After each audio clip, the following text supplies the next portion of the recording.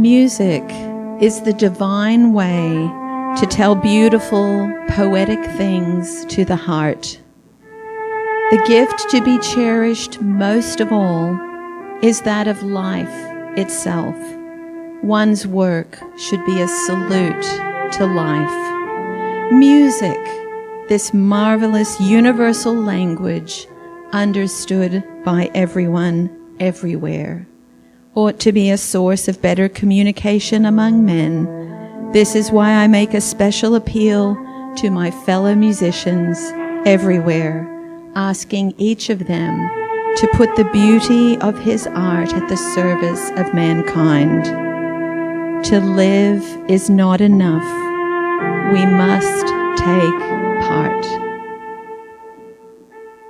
These are all quotes from Pablo Casals, a Spanish-born, Catalan and Puerto Rican cellist, composer, and conductor. Now, Catalans are a Romance-speaking ethnic group native to Catalonia, an autonomous community in northeast Spain. Casals is widely considered to be the greatest cellist of all time. He was also a lifelong defender of democracy, human rights, peace, and national self-determination, honored with the United Nations Peace Medal in 1971. Casals began his concerts by playing a traditional Catalan Christmas carol and lullaby, which he also considered a symbol of freedom and peace. El Cant dels Ocells, is that how you say it? I don't know. On November 13th, 1961, he performed at the White House by invitation of President Kennedy at a dinner given in honor of the first democratically elected governor of Puerto Rico. So that music that we heard earlier was his signature song and his encore that night, Carol of the Birds. Speaking of this carol, Casals famously stated that the birds sing peace, peace, peace. Incidentally, fellow peace activist Joan Baez included this carol in her 1966 best-selling Christmas LP, Noel, with a dedication to Casals. My hope is that music and birds will help us to better understand some deep scriptural truths and to more deeply experience the love of God today. Music is a language understood by everyone, from the tiniest babies to seniors struggling with advanced memory loss. Birds live and travel the globe on land and sea. There are an estimated 50 to 400 billion wild birds and 22 to 30 billion domesticated birds in the world today. Now, because Paul and I have lived in the same neighborhood for 36 years, I know I am used to our birds, so much so that I don't necessarily always hear them every day. Now, research into auditory adaptation shows that as time progresses, we tend to adapt to sounds and tend to distinguish them less frequently after a while. Many people end up tuning out noises like traffic, passing trains, and washing machines. So when we were in the thick of raising our children, I only traveled outside the country once in a 24-year period. Now, when I travel somewhere far away where the bird life is vastly different, guess what I always notice first? The local birds. Cawing, cooing, croaking, chirping, warbling, whistling, whinnying, trilling, tweeting, hooting, laughing, buzzing, screeching, drumming, or painting. Look it up. Their many and varied sounds are new and unusual, so I hear them loud and clear, and they truly touch my soul every time. Now, we don't have time to explore all the scriptural references to creation today, But we are going to look at some of the 300 plus mentions of birds in the Bible. Birds are mentioned quite a few times in Genesis, starting with the very first chapter of the Bible in Genesis 1, verses 20, 21, 22. Let birds fly above the earth across the dome of the sky. God created every winged bird of every kind, and God saw that it was good. God blessed them, saying, let birds multiply on the earth. And later in that same chapter, God said in verses 29 and 30 of Genesis chapter 1, see, I have given you every plant yielding seed that is upon the face of all the earth, and every tree with seed in its fruit. You shall have them for food. And to every bird of the air I have given every green plant for food. In the second chapter of Genesis, it tells us that out of the ground the Lord God formed every bird of the air and brought them to the man to see what he would call them. And then in the pre- and post-flood narratives, God instructed Noah concerning the protection of birds, to keep them alive, to keep their kind alive on the face of all the earth, so that they may abound on the earth and be fruitful and multiply on the earth, even entrusting the care of birds into humanity's hand. God is both creator and sustainer of all that there is, and God assures us of his intimate awareness of his creation. In Psalm 50, verse 11, God assures us, I know all the birds of the air. Now, while we insult the intelligence of birds or other creatures, maybe people, with the term bird-brained, the Bible actually honors birds as sources of knowledge and wisdom. Job 12, 7, 9, and 10 tells us, ask the birds of the air, and they will tell you. Who among these does not know that the hand of the Lord has done this? In his hand is the life of every living thing and the breath of every human being. Many passages throughout the Old Testament make mention of human flesh being eaten by birds. Now, as hard as that is to hear, that kind of thing, some birds are simply scavengers and serve as a kind of natural sanitation service. Birds make a vital contribution to the keeping of several Old Testament laws and commandments. In Leviticus 1 and 5, we see instructions for burnt offerings and sin offerings, noting that if birds are brought to the Lord, they must be turtle doves or pigeons. Leviticus 14 describes processes involving birds, which were required for the cleansing of various skin diseases or for the cleansing of a house. God chose birds as his special messengers when he sent the prophet Elijah to live in a rainless place. God promised to provide for Elijah in 1 Kings 17:4. I have commanded the ravens to feed you there. God's presence evokes a response from more than just people, as we see in Ezekiel 38:20. The fish of the sea and the birds of the air and the animals of the field, and all creeping things that creep on the ground, and all human beings that are on the face of the earth shall quake at my presence. God makes covenants, which are alliances, with more than just people, as we see in Hosea 2:18. I will make for you a covenant on that day with the birds of the air. Birds are often referenced in biblical, figurative, and apocalyptic language because both bird behavior and human behavior towards birds are observable to all and commonly understood everywhere. Here are 3 short examples. Psalm 102:7 says, I lie awake. I am like a lonely bird on the housetop. Proverbs 27:8, like a bird that strays from its nest, is one who strays from home. Ecclesiastes 9:12, like birds caught in a snare, so mortals are snared at a time of calamity. And Jesus' teachings include mentions of birds in his parable of the sower and his parable of the mustard seed. Jesus encourages us to consider the birds whenever we are tempted to worry. Jesus assures us that God feeds the birds, so we can trust God to provide for us too.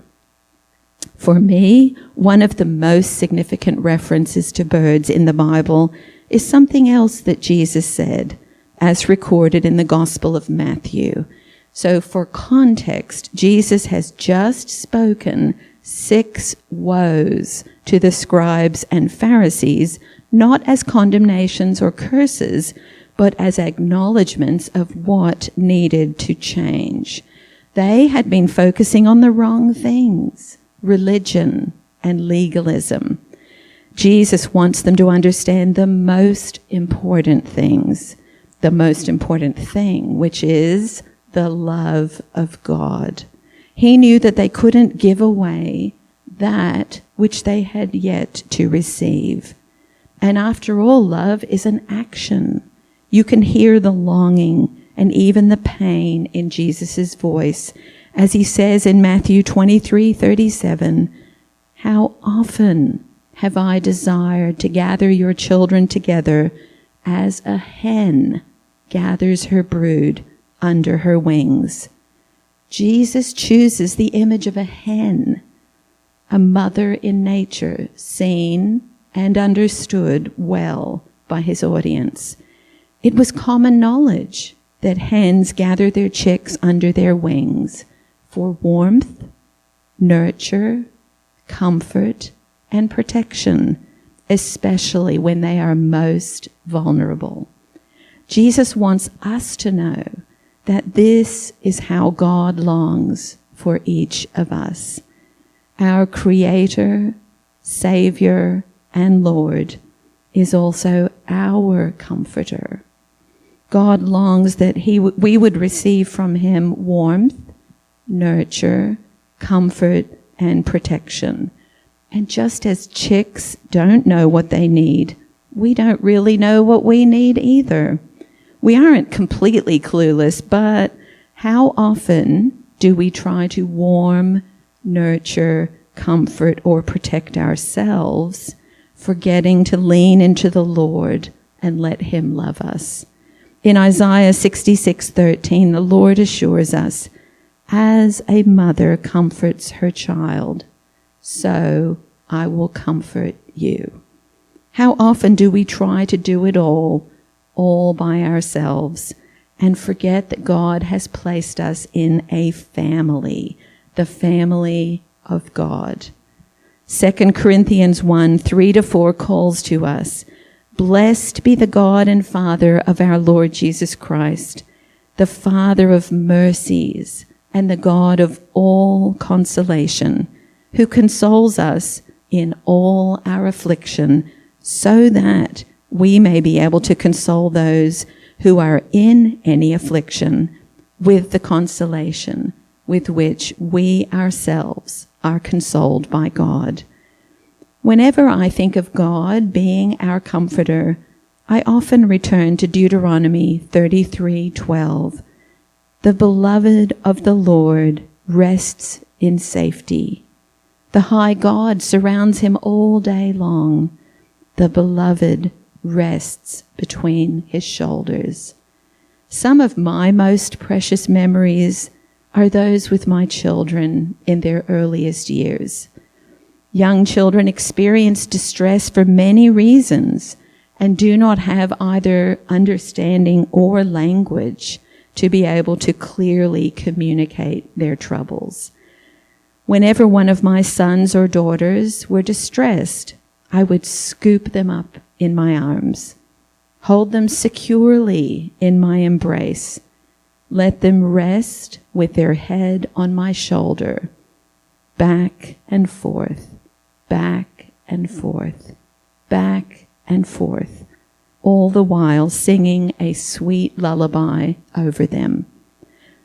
Sometimes the lullaby I sang over my children was a familiar song. Often I made up the tune as we rocked and embraced, with the words simply emerging from the present circumstances. Whether the words changed or not, everything else remained the same. The sameness of the melody, the rocking, and the embrace created space in which to relax by degrees, to release distress, to receive devotion, and to rest deeply. The melody went on, the rocking went on, the embrace went on, back and forth, back and forth, back and forth. Eventually, the sweet lullaby calmed my child, and they were able to drift off to sleep. These two images, that of a mother hen tenderly tucking her cluster of chicks under her wings, and that of a parent embracing a beloved child on their shoulder, help us to understand how God enfolds us. We are God's beloved children. You are God's beloved child. God ever invites us to know and experience the presence, attention, and love of God.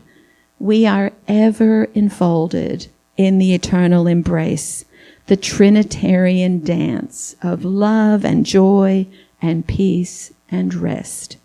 In God's embrace, we are filled and sent out to then offer the presence, attention, and love of God to the world. Today, I believe the Lord is beckoning us to come to Jesus in all of our most vulnerable places, the places where we are carrying distress. It takes time to relax, to release, to receive, and to rest. And the reality is that we have been through so much, dear brothers and sisters, in recent months and even years in our little congregation. Let's resist the temptation to minimize the reality and the pain in our lives, which is, the reality is, we have each suffered a lot of distress. Never mind the unbearable weight of the difficulties out there in the news, in our country, and around the world. Let's get personal here. We have all suffered the loss of loved ones. Some of us are dealing with chronic, long-term situations, either personally or with those close to us, whether to do with dreadful diagnoses, difficult disabilities, or other physical or mental health conditions. Most of us have experienced relational brokenness, and all of these things have a tendency to sap our strength and to hamstring our hope. The good news is that the Lord is present today to heal and to restore. May we allow the Holy Spirit to warm, nurture, comfort, and protect us right here, right now. May the Lord, through this Christmas carol that we're going to look at today, lull us into a place of peace as the good news washes over us. I love this Christmas carol so much. The soothing, repeated melody and the lyrics intertwine, continually drawing us upward like the birds in joy and adoration.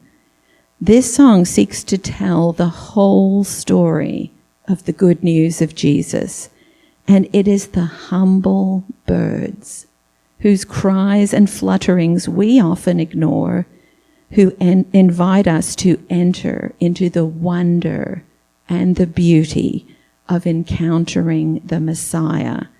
Can I get someone to help me hand these out? And Tamara and I are going to sing and play, and you are welcome to participate through singing or through silence. Like I said, this is a lullaby. If you want to, you can close your eyes and just listen to the words and let the Lord heal you as you participate that way. God is with us in every conceivable way and in every breath we take. So I pray that through this carol, we would each receive God's telling of beautiful, poetic things to our hearts. I pray that this lullaby would soothe and restore us, that we would experience afresh the power and the presence of our Lord and Savior, Jesus Christ. I pray for each of us to receive God's grace to allow each of us to be able to relax by degrees, to release distress, to receive devotion, and to rest deeply. Come to Jesus. So I invite you now to enter fully into the beauty and wonder of the carol of the birds.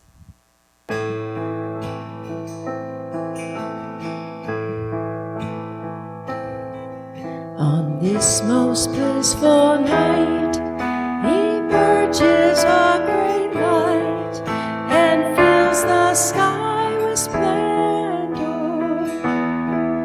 Birds come with joyful voice to carol and rejoice with songs so sweet and tender.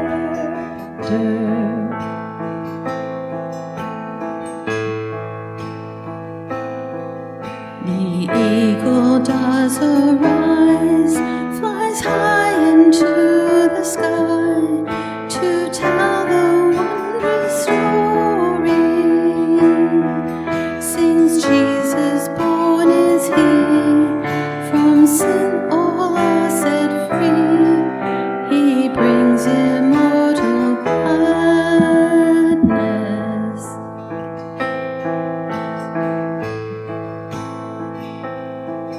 The sparrow does perceive today is Christmas Eve, a night of awesome wonder. The sky with praises ring as finch and robin sing their songs of pure elation.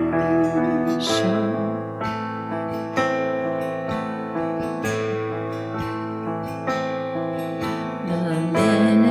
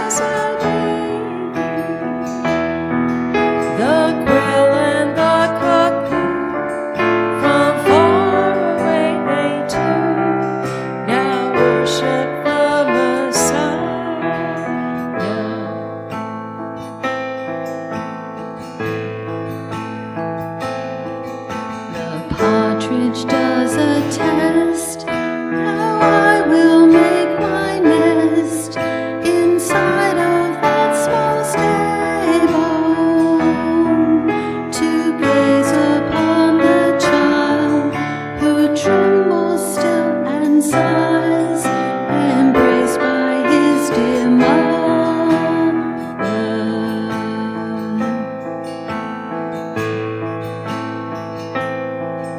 The magpie, thrush, and jay cry, it will be like day.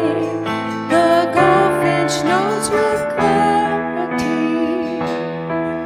The streets will soon turn green, and flowers will be seen on every branch like springtime.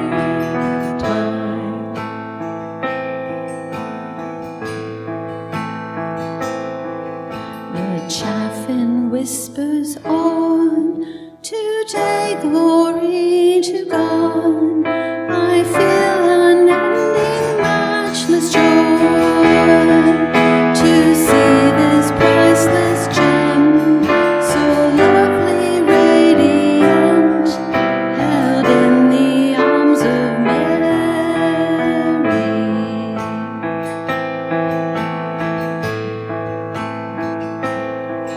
The smaller owls arrive before the new sunrise, astonished by God's radiance.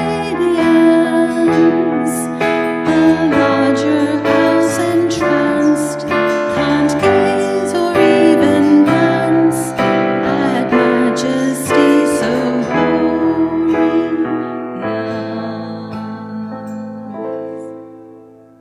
So, Lord, we thank you so much for your tender, loving care, for your presence that is always with us, and how easily we forget when we're in times of trouble.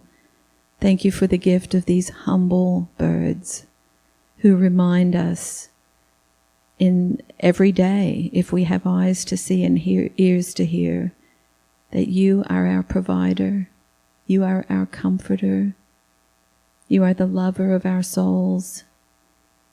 You are our very present help in times of trouble. Help us to hear your word, even when given by unlikely messengers, such as humble birds in this song, to remember to gaze in wonder, adoration, and just awe at your beauty, at your glory, at your majesty. Jesus, we're in the celebration, the season of Advent, as we are anticipating your arrival. You have already come, you are here, and you will come again. So we ask you, Lord, to help us to pay attention to what you whisper to us, to what you show us, and then to be faithful witnesses. I've seen the Lord. Look, taste, touch, see, feel, the Lord is with you, the Lord is with us. So we go out now with joy. We go forward with peace. We just ask, Lord, for your blessing and for your grace. Fill us afresh with your Holy Spirit and help us to always remember your great love and to pass it on. In the precious name of Jesus we pray. Amen.